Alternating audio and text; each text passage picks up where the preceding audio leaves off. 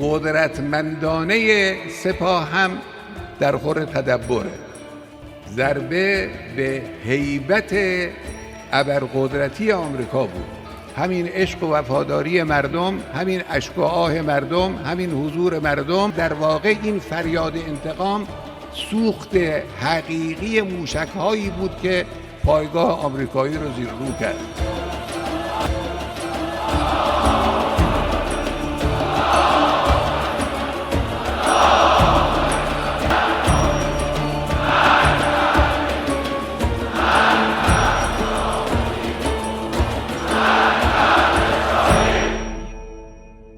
Audu billahi minash-shaytanir rajim. Nos amparamos en Dios del maldito Satán.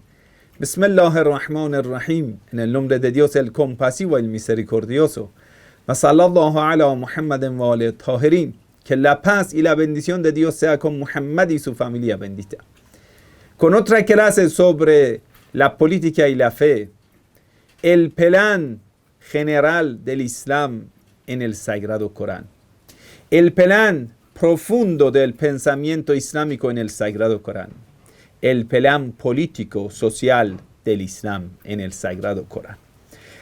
Vamos a empezar hoy de 28 charlas que Ayatollah Khamenei dio en la mezquita. Vamos a empezar la charla número 1 de Ayatollah Khamenei, pero para nuestra clase va a tener número 5 y 6 de las clases que inshallah esta noche vamos a tomar. La clase número 5. El título de la clase de hoy es El significado de la fe. Y de la fe vamos a hablar después de la unicidad de Dios, después de otros conceptos que tenemos en la religión, en el Islam, pero a veces malentendido, malinterpretado. Ayatollah Khamenei explica y nos interpreta el concepto de la fe y dice: ser creyente significa ser responsable. La piedad o la protección significa salvar a sí mismo y salvar a la sociedad.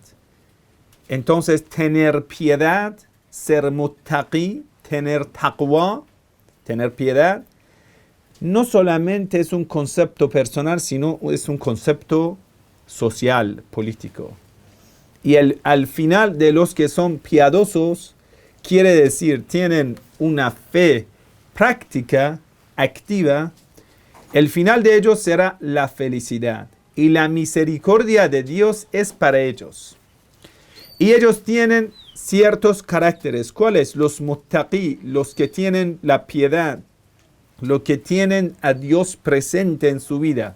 Tienen ciertos caracteres. Lo primero es la obediencia. ¿A quién? A Dios y a su mensajero. Y por la obediencia recibirán la misericordia de Dios. Y esa misericordia es solamente el resultado de la obediencia. Después, Ayatollah Khamenei viene a describirnos, según unas aleyas del Sagrado Corán, que esta noche lo vamos a recitar, y nos va a explicar caracteres de los piadosos, concluyendo todo del Sagrado Corán.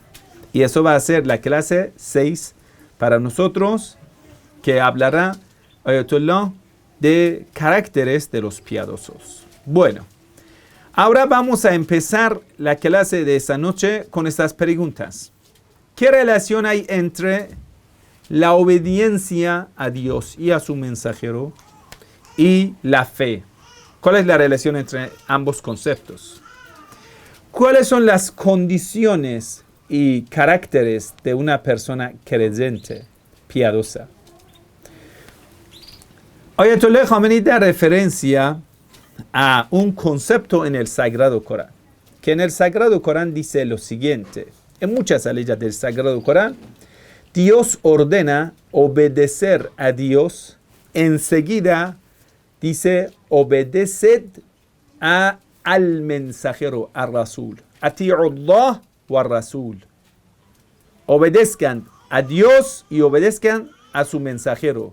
Quiere decir, el concepto de Dios, la obediencia a Dios, enseguida viene obediencia al mensajero de Dios.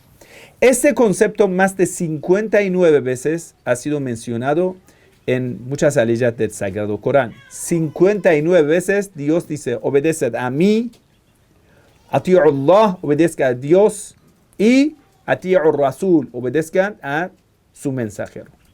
Quiere decir, obediencia al mensajero viene enseguida después de obedecer a Dios. Vamos a ver estas aleyas del Sagrado Corán y después la interpretación que da Ayatollah Khomeini. Las aleyas de esta noche, la charla de esta noche, son las aleyas 132, 133, 134, 135 y 136. ¿De qué sura, de qué capítulo del Sagrado Corán? Del capítulo 3. Entonces, sura Ali Imran, capítulo 3 del Sagrado Corán, aleyas desde 132 hasta 136. Lo vamos a recitar y después la traducción y después la interpretación que da el Ayatollah Khomeini. أعوذ بالله من الشيطان الرجيم وأطيعوا الله والرسول لعلكم ترحمون. Y obedezcad a Dios y a su mensajero. Así, tal vez, Dios tenga misericordia con vosotros. Aleya 133. وَسَارِعُوا إِلَى مَغْفِرَةٍ مِّن رَّبِّكُمْ وَجَنَّةٍ عَرْضُهَا السَّمَاوَاتُ وَالْأَرْضُ أُعِدَّتْ لِلْمُتَّقِينَ. Y competid entre vosotros por conseguir el perdón de vuestro sustentador, de vuestro Señor, y un jardín, un paraíso tan vasto como los cielos y la tierra o más, que ha sido preparado para los conscientes de Dios, para los piadosos, muttaqin, que ahí viene a describir los caracteres de los muttaqin, que lo vamos a hablar en la lección 6. الذين ينفقون في السراء والضراء والكاظمين الغيظ والعافين عن الناس والله يحب المحسنين. Aleya 134 de capítulo 3 del Sagrado Corán. Aquellos que gastan en su causa, en causa de Dios, en tiempos de prosperidad y en tiempos de estrechez, quiere decir, cuando ya tienen mucho y cuando no tienen tanto, igual van a pagar limosna a los pobres y gastan en lo que es necesario y refrenan su ira. Cuando van a estar irritados, lo van a controlar su ira y perdonan al prójimo, a toda la gente. An-nas, ni dice prójimo. An-nas es un concepto general. La gente, perdonan a la gente. No le importa quién es. Lo importante dice, yo voy a perdonar. No me importa quién es esa persona. Lo importante es que yo debo perdonarlo. Wal-afina an-nas. Wallahu yuhibbul muhsinin. Porque Dios ama a quienes hacen el bien, a los bondadosos, a los benevolentes. A una persona que es clemente, Dios lo ama. Entonces, en siguiente aleya describe a los piadosos, 135. وَالَّذِينَ إِذَا فَعَلُوا فَاحِشَةً أَوْ ظَلَمُوا أَنفُسَهُمْ ذَكَرُوا اللَّهَ فَاسْتَغْفَرُوا لِذُنُوبِهِمْ وَمَنْ يَغْفِرُ الذُّنُوبَ إِلَّا اللَّهُ وَلَمْ يُصِرُّوا عَلَى مَا فَعَلُوا وَهُمْ يَعْلَمُونَ. Y que cuando han cometido un acto vergonzoso, un pecado, y han sido injustos consigo mismo, cuando una persona comete el pecado, primero está dañando a sí mismo, entonces enseguida recuerdan a Dios, piden perdón por su falta, por su pecado, pues ¿quién puede perdonar las faltas, los pecados, sino Dios? Dios es la única persona que puede perdonarnos y no reinciden a sabienda en mal que hicieron. No lo van a repetir y no van a volver al pecado a sabienda. Entonces, la última aleya de ese tema es aleya 136 de Sura Ali Imran, capítulo 3 del Sagrado Corán. أولئك جزاؤهم مغفرة من ربهم وجنات تجري من تحتها الأنهار خالدين فيها ونعم أجر العاملين. Esos obtendrán el perdón de su Dios, de su sustentador, por recompensa y jardines, paraísos, por los que corren arroyos en los que residirán. Qué excelente recompensa para los que se esfuerzan. Bueno, esas son las aleyas que hemos recitado en árabe y la traducción. Ahora viene el rol de la interpretación del Ayatollah Khomeini. A ver cómo va a interpretar esas aleyas. Vamos a revisarlo de nuevo. ¿Usted ve algo político en estas aleyas? Vamos a ver. Ni habla del gobierno en apariencia, por lo que decir, en primera vista usted no va a ver nada de política, del gobierno, de guerra, nada. Entonces, ¿cómo lo quiere interpretar? Como aleyas que hablan de la política. Entonces vamos a ver qué interpretación Ayatollah Khomeini da respecto de esas aleyas. Bueno, primer concepto que Ayatollah Khomeini lo va a plantear es: la fe significa una responsabilidad social. Para ello nos da una referencia y dice: la vida monástica o monacato que los cristianos tomaron, y entre algunas otras religiones, que es la adopción de un estilo de vida más o menos ascético, quiere decir que abandonan los placeres, dedicado a una religión y sujeto a determinadas reglas en común. En varias religiones se encuentran formas de vida monástica, aunque sus características varían enormemente, entre ellas hinduismo, budismo, taoísmo, sintoísmo, cristianismo, etc. Al miembro de una comunidad que lleva una vida monástica se llama monja o monje. Es masculino monje y femenina monja. Entonces, en las iglesias siempre ellos inventaron esa renovación, esa innovación que se llama arrohbaniyya.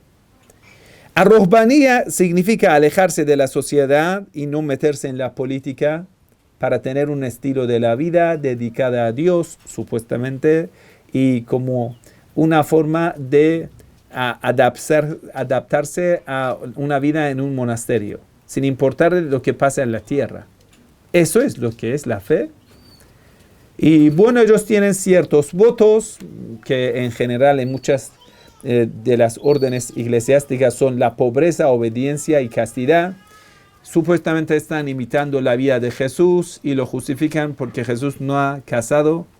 Entonces el celibato es un formato de no meterse con los placeres carnales.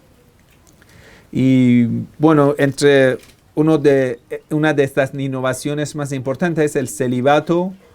Quiere decir, la persona ni va a asumir la responsabilidad de su propia familia. En apariencia ellos dicen que no va a tener sexo, pero en realidad quiere decir, lo va a tener, pero no va a asumir la responsabilidad ni de su propia familia.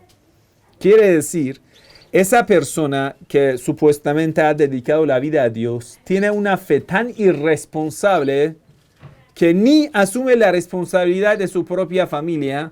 Entonces usted va a conocer historia de miles de personas que ya después se van a enterar que su padre fue un cura, su padre fue un pastor, imagínense.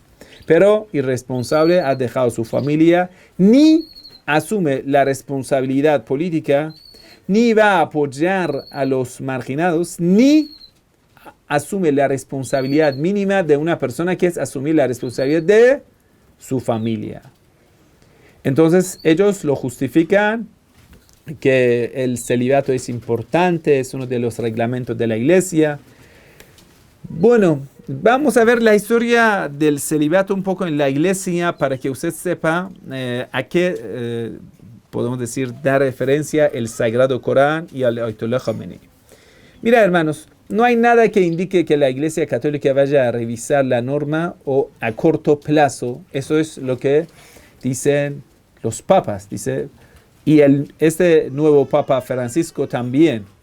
Aunque habla en doble sentido, pero el propio Papa Francisco ya lo afirmó. El celibato clerical, o sea, el voto que obliga a los sacerdotes a permanecer castos, no es un dogma de la fe, sino un reglamento de la iglesia. ¿Qué significa dogma de la fe? Son cosas que la iglesia considera verdades absolutas y nunca se van a cambiar. Pero un reglamento de la iglesia puede ser cambiando durante la historia y se va a cambiar según lo que es más beneficioso para la iglesia. Eso lo afirma el Papa. Quiere decir, el Papa acepta que ese formato de la vida que ellos inventaron es una innovación de la iglesia. No es una verdad absoluta. ¿Y para qué todo ello? Ellos dicen, mira, el celibato no es un dogma de la fe, es una regla de vida que yo aprecio mucho, el Papa dice.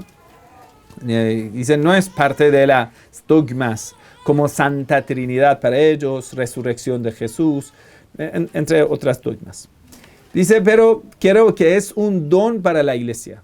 El Papa dice, no siendo un dogma de fe, siempre tenemos la puerta abierta para cambiarlo, indicando que ya es el momento de poco a poco anular esa norma de, podemos decir, monacato, el celibato. Reconoció recientemente el Papa en una conversación con periodistas. En ese momento, sin embargo, no lo tenemos pensado, especificó. Pero bueno, hermanos, alrededor del siglo III a siglo IV después de Cristo, 2 siglos antes del Islam, ya existían movimientos dentro del catolicismo proponiendo que los religiosos practicasen el celibato. Quiere decir, ellos antes del Islam, 2 siglos antes del Islam, lo habían propuesto y lo estaban practicando. Y la iglesia tuvo varias ideas y varias idas y vueltas sobre el tema. En cuanto al tema, incluso regiones diferentes adoptaron prácticas diferentes, ya que era una época de comunicación precaria. La preocupación con el celibato empezó a cobrar fuerza a partir del siglo XI. Papas como León IX y Gregorio VII temían por la degradación moral del clero, de modo que el celibato acabaría instituido en los 2 concilios de Letrán, el primero en 1123 y el segundo concilio de Letrán II en 1139. A partir de los concilios quedó decretado que clérigos no podrían casarse y relacionarse con concubinas. Anteriormente lo tenían y entonces el celibato también fue definido en otro concilio de Letrán en 1215 y en el concilio de Trento entre 1545 y 1563. Muchos dicen que a partir del siglo X la iglesia se enriquece con el celibato, ya que no tiene que compartir los feudos con los hijos de los sacerdotes, porque ya son muchos y si quieren heredar de su papá, la iglesia se quedará sin nada. Pero si estos sacerdotes dejan toda su herencia a la iglesia y los padres sean irresponsables y no asumen la responsabilidad de los hijos hechos por ellos, reproducidos por ellos, entonces la iglesia se va a enriquecer, tal como pasó con la iglesia. Esto es parte de la verdad, pero el objetivo más grande es que haya un misionero que esté siempre libre para asumir misiones y cargos. Aquí está con una mujer o 2 o no sé cuántas y después le van a indicar para otra misión, irresponsablemente dejará a su familia y iría a otra parte del mundo y hacer otra familia, ¿no? Dice el filósofo y teólogo Fernando Altemeyer Jr. Y hoy en día Hasta hoy en día esto sigue, podemos decir, en pie, vigente, como el celibato, y tiene tantos problemas. Incluso en el Concilio Vaticano II, en 1965, el Papa Pablo VI también divulgó un documento de Sacerdotio Ministeriali abordando el asunto en una carta de 1979. El Papa Juan Pablo ya firmó: fruto del equívoco, sino de mala fe, es la opinión con frecuencia difundida de que el celibato sacerdotal en la Iglesia Católica es solo una institución impuesta por ley a aquellos que reciben el sacramento de la orden. Todos sabemos que no es así. Y va a defender diciendo que todo sacerdote que reciba el sacramento de la orden se compromete al celibato con plena conciencia y libertad. Después de la preparación de varios años, profunda reflexión y asidua oración, escribió el pontífice. Toma esa decisión solo después de haber llegado a la firme convicción de que Cristo le concede ese don del celibato por el bien de la Iglesia y para el servicio de los demás. Solo entonces se compromete a observarlo toda la vida, explicó. Su sucesor Benedicto XVI también hizo declaraciones acerca del celibato. Para comprender bien lo que significa la castidad, debemos partir de su contenido positivo, si lo tiene, explicando que la misión de Cristo lo llevaba a una dedicación pura y total hacia los seres humanos. Con el voto de castidad, los sacerdotes religiosos y religiosas no se consagran al individualismo o a una vida aislada, sino que prometen solemnemente poner las relaciones intensas de las cuales son capaces al servicio del reino de Dios, dijo en una homilía. Bueno, esto es la explicación que la Iglesia da respecto del celibato. Pero vamos a ver qué dice el Sagrado Corán y cuál es el análisis de Ayatollah Khamenei. Ayatollah Khamenei, debido a muchas narraciones islámicas que lo explican, y una ley del Sagrado Corán que habla específicamente del tema de estas normas que podemos decir que indica hacia una vida monástica, ese monacato. Ese monacato, el Sagrado Corán dice que es un invento de ellos, de estas autoridades eclesiásticas. Y Ayatollah Khamenei dice que el Islam no es como ellos, que vayan a, en mejores ocasiones, es que vayan a refugiarse en los monasterios, en las valles, en las montañas, lugares aislados de la sociedad, y sin responsabilidad, sin asumir ninguna responsabilidad como creyente. En la sociedad no asumen la responsabilidad. El Sagrado Corán, en Sura Al-Hadid, capítulo 57, aleya 27, dice: A'udhu billahi minash shaitanir rajim. وَرَهْبَانِيَّةً ابْتَدَعُوهَا مَا كَتَبْنَا عَلَيْهِمْ. رَهْبَانِيَّةً ابْتَدَعُوهَا, el monacato, que ellos lo inventaron y nosotros no lo habíamos permitido para ellos, no lo habíamos obligado para ellos. Pero ellos pretenden que a través de esto buscan la complacencia de Dios, tal como el Papa lo hemos dicho, que lo había explicado, que queremos tener una vida dedicada a Dios. Pero ¿qué pasó? El Sagrado Corán te lo dice. فَمَا رَعَوْهَا حَقَّ رِعَايَتِهَا. فَمَا no ra'auha, no cumplieron haqqa ri'ayata, lo que debían cumplir. El Sagrado Corán lo va a poner en evidencia, que no lo cumplieron. Sí que dicen, vamos a dedicar la vida a Dios, pero hermano, una persona que no asume la responsabilidad de su propia familia, ¿cómo mañana quiere asumir la responsabilidad de la sociedad? Así es. Es decir, el secularismo viene del celibato. Esto es importante, un punto para reflexionar. Entonces, Ayatollah Khamenei, primera palabra que empieza, dice: nosotros no somos como ellos. Quiere decir, no cabe la menor duda que nosotros somos diferentes. El Islam no es como la iglesia. El Islam no es como ellos. Entonces dice, فَآتَيْنَا الَّذِينَ آمَنُوا مِنْهُمْ أَجْرَهُمْ. Pero entre ellos algunos creyentes que practicaron la verdad, una vida monacata sincera, si lo cumplieron, le hemos dado la recompensa. Pero el Sagrado Corán tiene una cosa, dice, وَكَثِيرٌ مِّنْهُمْ فَاسِقُونَ. Pero la mayoría de ellos son pervertidos.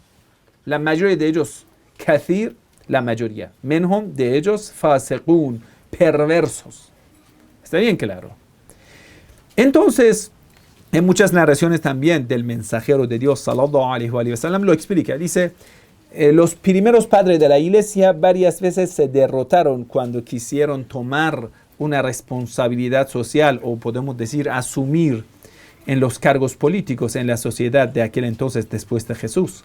Entonces, después de varias derrotas, según esta narración del mensajero de Dios, sallallahu alaihi wa sallam, entonces ellos vieron que los opresores están por todo lado y que ellos están cometiendo perversidades, los opresores. Entonces ellos, que ya se quedaron un grupo muy pequeño de los seguidores verdaderos de Jesús, ellos dijeron, nosotros entonces vamos a dispersarnos y nos vamos a refugiar en lugares muy altos de las montañas, ahí quedando, esperando al último profeta de Dios, excelentísimo Muhammad sallallahu alaihi wa sallam. Quiere decir, ellos también formaban una parte de un movimiento político en el comienzo, ¿sí?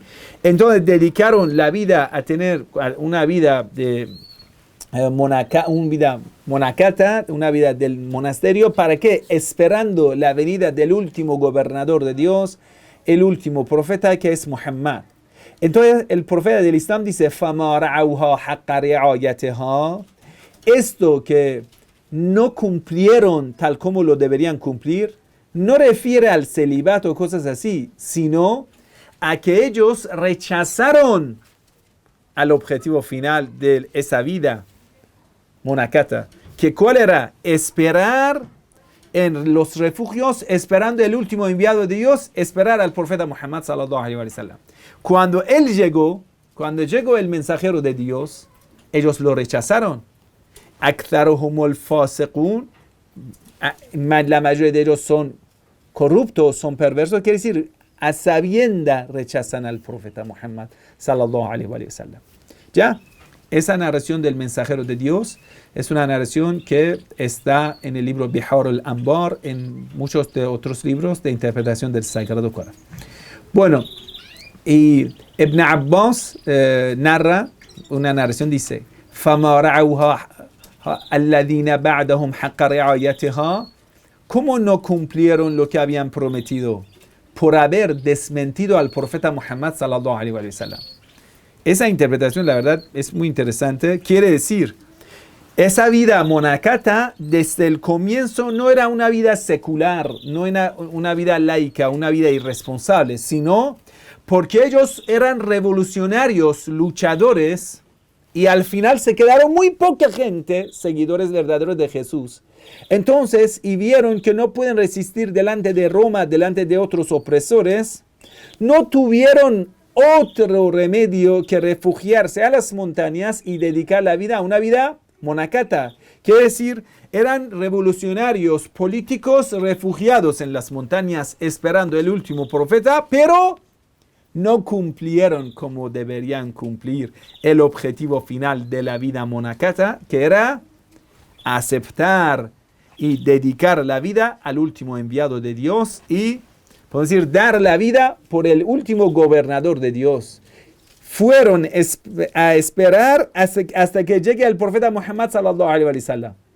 Y en la historia del profeta del Islam hay muchos de los monjes cristianos que en diferentes lugares de Irak, de Siria, tuvieron encuentro al profeta Muhammad sallallahu alaihi wa sallam, al Imam Ali alayhi salam. Y en estos encuentros ellos describen y explican las profecías que han guardado dentro de los libros y están esperando la venida del último profeta de Dios. Pero ellos no lo cumplieron y la mayoría de ellos son perversos, según esa ley del Sagrado Corán. Bueno, volvemos a la palabra de Ayatollah Khamenei. Ayatollah Khamenei dice, debido a que en el Islam no existe la vida monacata. El Islam no acepta la vida irresponsable. El Islam requiere una fe activa. Y un creyente sabe algo del Islam. Cada persona es responsable según lo que sabe del Islam. Tiene dos responsabilidades. Primero, poner en práctica lo que sabe. Y el segundo, tiene una responsabilidad social, política, de transmitir su conocimiento hacia otras personas. Quiere decir, yo no puedo ser creyente y que sepa del Islam y estar callado y viendo a la sociedad que están muriendo de sed y están muriendo de la ignorancia. Ayatollah Khamenei dice, cada creyente, cada musulmán es responsable. Es como un socorrista al lado del mar. Si va a ver que una persona se está ahogando, un socorrista se va a observar. O se va a moverse, se levanta, grita y va a agarrar a la persona que está ahogándose y lo va a salvar. Un musulmán, ¿cómo puede ver a la sociedad ahogándose en la perversión, en el pecado y ya no dice nada? Ayatollah Khamenei dice, no, eso no puede ser. Según esta ley del Sagrado Corán, tenemos una responsabilidad como creyente. Y para salvar a los que están ahogándose, como un socorrista con su salvavidas viene a socorrer y a auxiliar a los que se están perdiéndose. O como un médico que está viendo la gente que está muriendo de cólera y no hace nada. ¿Cómo lo vas a describir? No, es que ese médico tiene una vida de monacata y ya no quiere meterse en los asuntos. ¿Pero por qué ya es médico? No, es que él sabe. ¿Por qué entonces no pone en práctica lo que sabe? Es que ya es suficiente saber.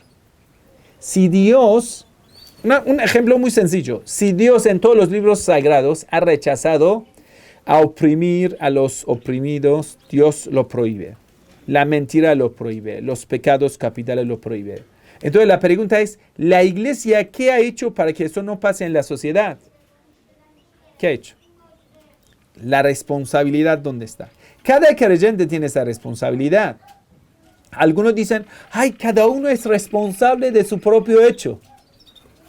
Es que una de las responsabilidades mías que en el día del juicio final Dios me lo va a preguntar, ¿qué has hecho para tu prójimo?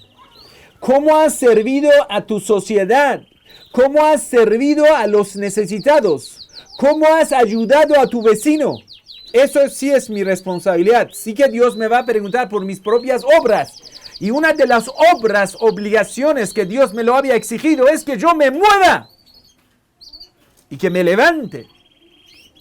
Entonces, el creyente necesita la protección. ¿De qué? Escucha esa parte de interpretación de Ayatollah Khamenei, es perfecta. Dice, ya que tú ahora quieres levantarte, acercarte a la persona que está cayendo en la perversión, en el pecado. Tú no cometes el pecado y estás acercando a una persona para salvar la vida de esa persona que está ahogándose en el pecado. A una sociedad que está pervertiéndose cada día y está acercándose a su aniquilación final. Entonces, un médico que va a tratar a los enfermos con cólera o a los enfermos con COVID-19, el médico necesita la protección. Protección en idioma árabe significa al-wiqaya, taqwa. Lo que lo mal traducimos piedad. No, es la protección. La protección del creyente es at-taqwa. La piedad no es suficiente, no lo va, podemos decir, explicar bien. El concepto de taqwa, al-wiqaya, la protección del pecado. El creyente necesita protegerse del pecado, no acercarse al pecado, como un médico que va a salvar a los enfermos.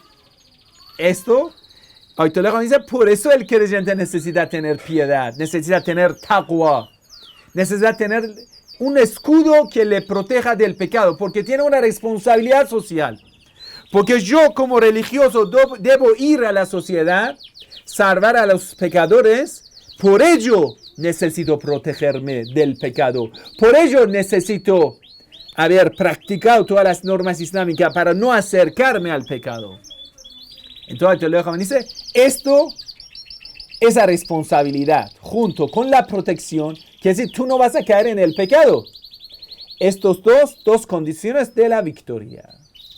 Entonces, ese creyente solo va a tener miedo de Dios y se va a protegerse de caer en el pecado. Entonces, ¿quién va a tener esa piedad, esa taqwa que Dios lo explica? El Sagrado Corán dice, وَاتَّقُوا tengan piedad de Dios, tengan taqwa, esa protección de no caer en el pecado, لَعَلَّكُمْ تُفْلِحُونَ. Creyente, responsable, protegido del pecado, esto sí va a llegar a la victoria y a la felicidad. Al ir del Sagrado Corán, entonces llega a ese punto. وَأَطِيعُوا اللَّهَ وَالرَّسُولَ لَعَلَّكُمْ تُرْحَمُونَ. Y obedezcan a Allah, a Dios, والرسول y a su mensajero, y al mensajero, tal vez Dios va a tener su misericordia con vosotros.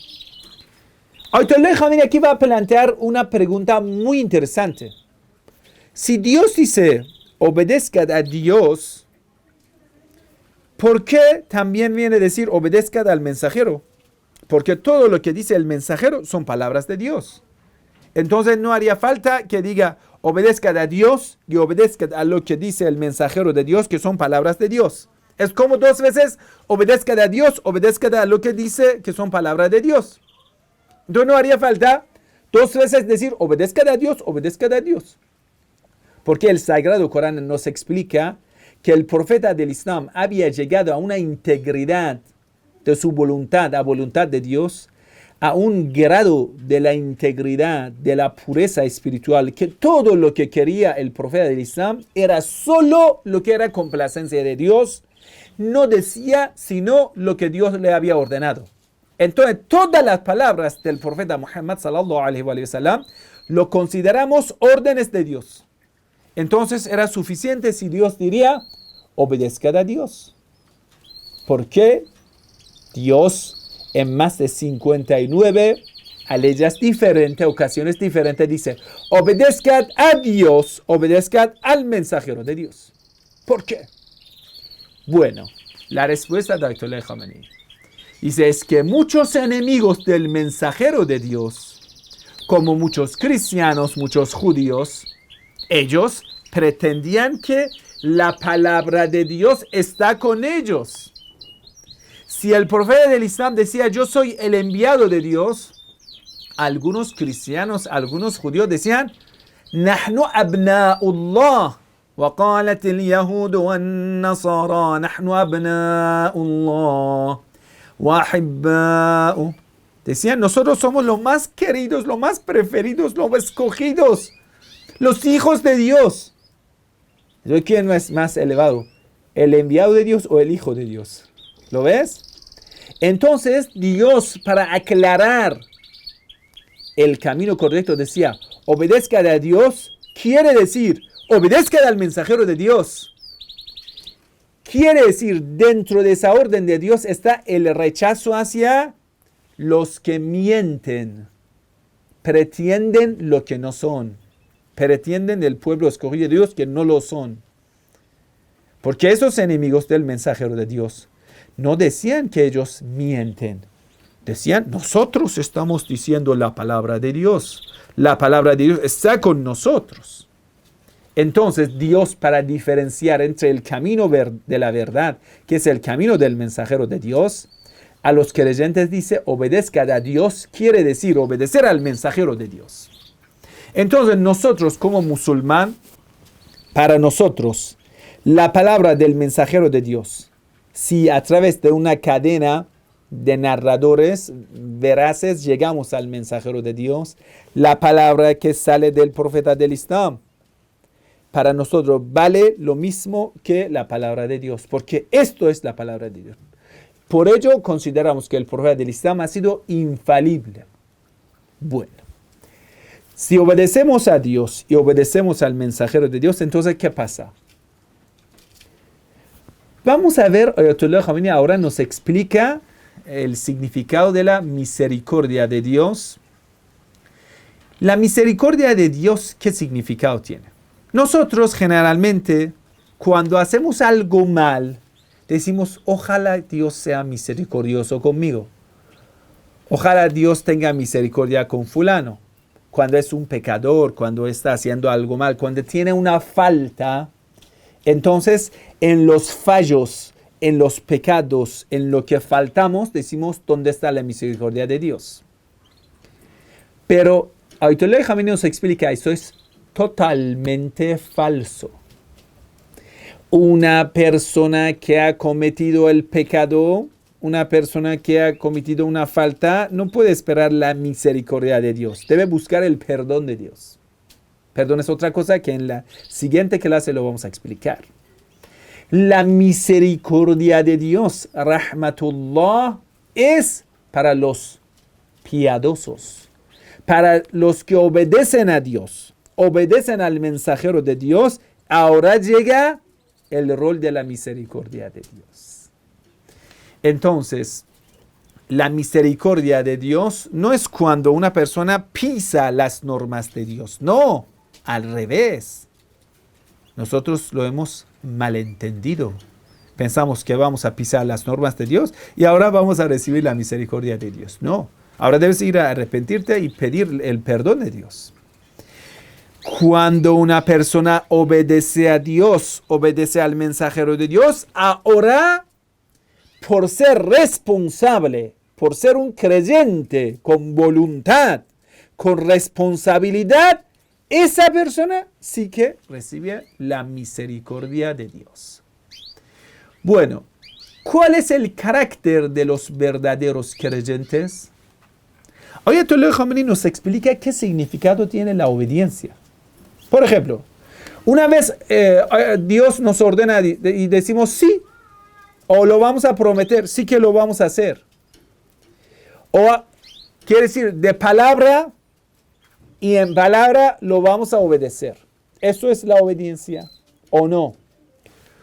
Otro paso, otro grado de la obediencia más profunda, que decimos sí, Señor, y de hecho lo vamos a practicar. Tal vez usted diría esto, sí, eso es la obediencia. Obedecer a Dios y obedecer al mensajero de Dios es cuando tú dices sí y lo vas a poner en práctica. Pero Ayatollah Khamenei nos presenta una ley del Sagrado Corán que nos dejará para reflexionar. En Sura An-Nisa, capítulo 4 del Sagrado Corán, aleya 65, dice: أعوذ بالله من الشيطان الرجيم فلا وربك لا يؤمنون حتى يحكموك فيما شجر بينهم ثم لا يجدوا في أنفسهم حرجا مما قضيت ويسلموا تسليما. Dios, en esa ley del Sagrado Corán, jura. Dice, juro por Dios que ellos no han creído, no son creyentes. Ay, Dios mío, no somos creyentes, ¿hasta qué? Hatta quiere decir hasta llegues a ese grado, a ese nivel. Somos musulmanes, quiere decir el Islam en la palabra. Tal vez lo vamos a empezar a poner en la práctica, pero aún falta con la fe. Entonces, ¿qué es la fe? Dice, la fe no es solamente la palabra, que es el Islam. La palabra es el Islam, no es la fe. Cuando tú dices que soy musulmán, eres musulmán en apariencia, pero creyente falta. Cuando lo pones en práctica, has empezado el camino para ser creyente, pero aún falta. Entonces, ¿cuál es? Dice, no van a ser creyentes hasta aceptar, no creen hasta que no te hagan juez, quiere decir, la persona que decide, en todos los asuntos, en todo lo que discrepamos, en lo que tenemos problemas. En todo aceptamos el juicio del profeta del Islam. Aceptamos lo que ordena el profeta del Islam. ¿En dónde? En su corazón. Quiere decir, la obediencia en la palabra es el Islam. La obediencia en hecho es el comienzo del camino. La obediencia del corazón es ser creyente. Es diferente, hermano. La yajidu fi anfusihim harajan. Lo más mínimo desacuerdo no existe en su corazón. Esto es el comienzo de la fe. Quiere decir, en sus corazones no existe ni lo más mínimo obstáculo alguno para aceptar tu decisión y se sometan a ella por entero. Eso es la fe en el Islam. Entonces, cuando Dios dice obedezcan a Dios y obedezcan a su mensajero, quiere decir en la palabra, en hecho y en corazón. Vamos a referir a nuestro corazón. ¿Cuántas normas de Dios? Tenemos obstáculos para aceptarlo. ¿Cuántas normas de Dios para nosotros cuesta entenderlo, cuesta aceptarlo? Eso es la palabra, hermano. La verdad, mira, cuando uno ayatollah, en ese grado como Ayatollah Khomeini va a interpretar leyes del Sagrado Corán, cambia nuestra visión. Eso es que siempre debemos referir a un gran sabio para aprender el Sagrado Corán. Una persona superficial no lo puede explicar esos detalles. Entonces, esa fe empieza con la práctica y cuando ya vamos a tener el corazón sometido, ya somos creyentes. ¿Y hacia dónde va a ser nuestra competencia? Muchas veces nosotros competimos en lo material. Luchamos para conseguir más cosas materiales, más cosas mundanas, más dinero, más, no sé, casa, más coche, más mujer, más ¿qué? Más cosas materiales. Ayatollah Khomeini nos explica, dice, lo que el Sagrado Corán nos indica, dice, وَسَارِعُوا إِلَى مَغْفِرَةٍ مِّن رَبِّكُمْ. Su competencia, su rivalidad debe estar en la búsqueda de perdón de Dios. En la búsqueda de perdón de Dios. Quiere decir, siempre cuando usted empieza, nosotros empezamos a obedecer a Dios, vamos a tener fallos, vamos a tener faltas. Entonces, un buen creyente siempre está revisando sus hechos. ¿Por qué lo revisa? Para ver si hay alguna falta, lo vaya a recuperar. ¿Cómo lo puede recuperar? Con el perdón de Dios. Maghfirah significa que Dios viene a cubrirte el pecado, la falta. Tú estás ahora luchando en camino de Dios y vas a tener errores. En este momento es que necesitas el perdón de Dios. Ahora nuestra competencia entonces debe ser ir a buscar nuestros defectos y corregir nuestros defectos. Esto debe ser la competencia de los creyentes. No ir a buscar a tener un coche más lujoso o una casa más grande. Eso no es la competencia. Aunque el creyente debe ser el más rico, pero no el más rico para consumirlo, sino para servir al prójimo. Por supuesto, nosotros no estamos en contra de la riqueza, estamos en contra de la ambición. Ambición es nuestra competencia. Nuestra competencia cuando se va a hacer material, la vida material capitalista, la vida de la búsqueda de dinero, igual el socialismo, el comunismo, no sé, estos ismos, al final cuando usted va a ver la competencia, ¿dónde está el núcleo de la competencia? Servir al prójimo o acumular más plata. Eso es la diferencia del gobierno islámico y un gobierno no islámico. La mayor competencia de un gobernador musulmán está en este punto. Sari'u ila maghfiratin min rabbikum. La competencia debe estar en ir a buscar el perdón de Dios. ¿Cómo buscar el perdón de Dios? Vamos a revisar, siempre estar atento a nuestras faltas. No vamos a ser orgullosos de lo que hemos hecho. Yo siempre debo ir a buscar, si en mis charlas ha habido algún fallo, algún error, algún problema y corregirme. Así una sociedad se va a engrandecer, una sociedad se va a desarrollarse espiritualmente y se va a prosperarse. Entonces el final de esa gente va a ser al-Jannah, el paraíso que Dios lo ha preparado para los muttaqin. Muttaqin, ¿quiénes son? Los que tienen taqwa. ¿Qué carácter tienen los muttaqin? Esto, inshallah, en siguiente clase lo vamos a hablar. Muttaqin son quienes tienen taqwa. Ellos tienen ciertos caracteres que en la siguiente clase lo vamos a hablar. La tarea de esta noche es que usted, inshallah, va a revisar esas aleyas que lo hemos recitado. Sura Ali Imran, capítulo 3 del Sagrado Corán, desde aleya 132 hasta 136. Piénsalo bien, inshallah, para la siguiente clase lo vamos a hablar. Wassalamu alaikum wa rahmatullahi wa barakatuh. Que la paz y la bendición de Dios sea con todos ustedes.